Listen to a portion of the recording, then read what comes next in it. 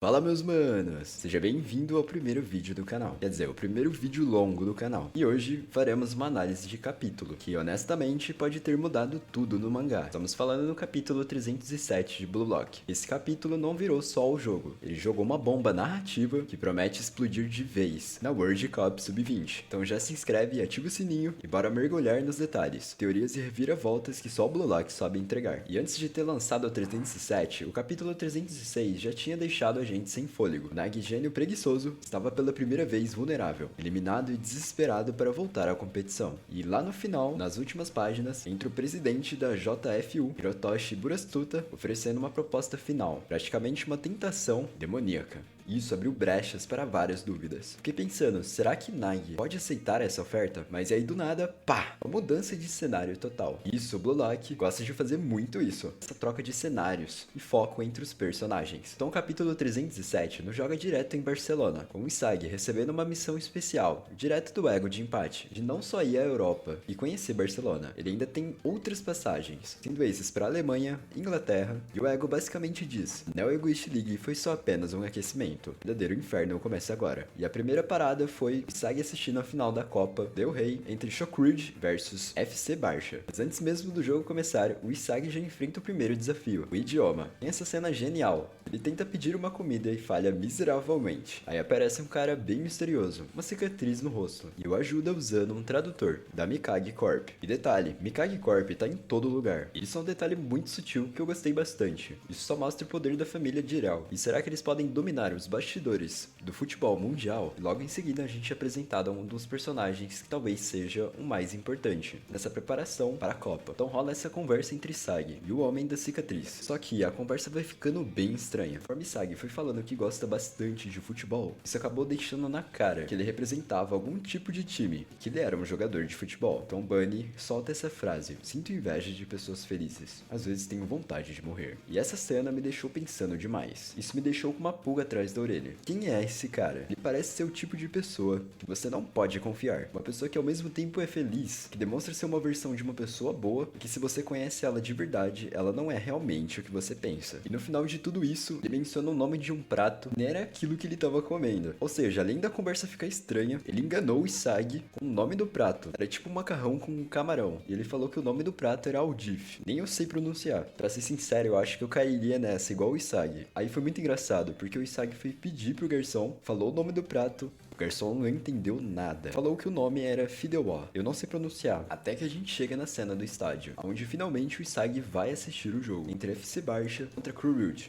E ele percebe que Bunny Iglesias é atacante titular do FC Barça e um membro da nova geração. E eu achei muito legal os traços e a forma que representaram o personagem em uma jogada. Realmente ficou muito detalhado. E faz uma jogada combinada junto com o Lavinho e podemos ver pequenos cortes do mangá.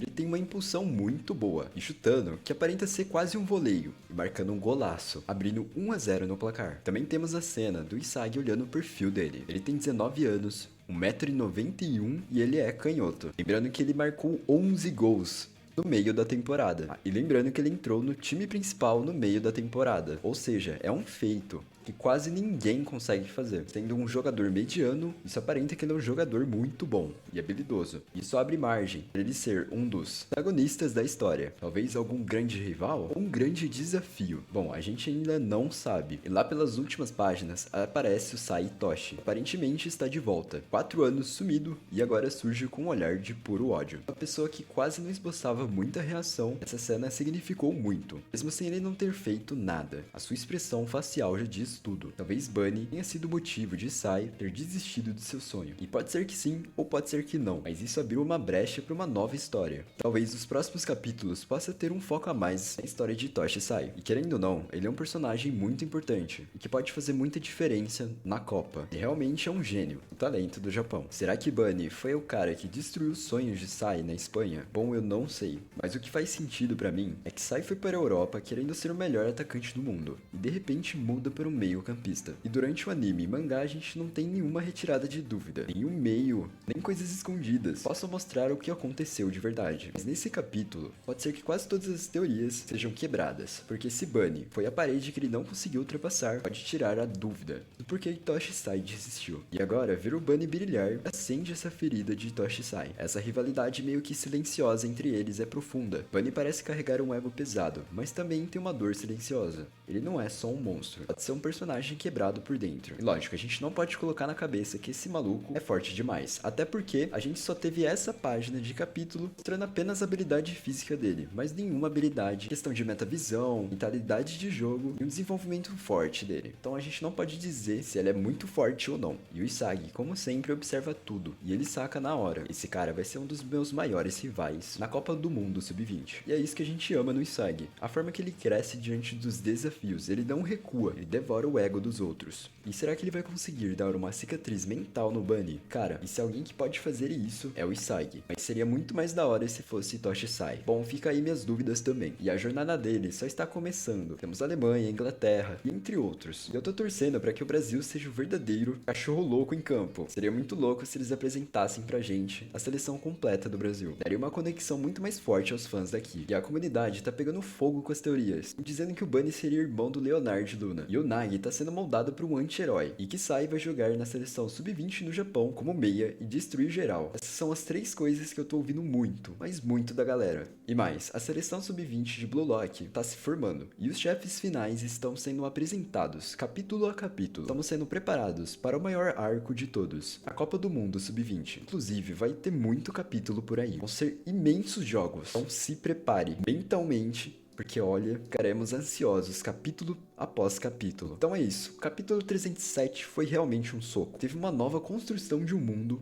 novos personagens, reviravoltas psicológicas e a volta de um dos maiores nomes da série. E agora me diz você, eu quero saber qual a sua teoria sobre Bunny e se você acha que o Isagi pode superar ele e se o Sai pode voltar com tudo. Deixa tudo aí nos comentários que eu quero muito saber o que vocês acham. A melhor teoria eu vou estar fixando aqui. Não esquece de deixar o like, se inscrever no canal e compartilhar com os amigos e fãs de Blue Lock. Nos vemos no próximo vídeo. Valeu demais, gente!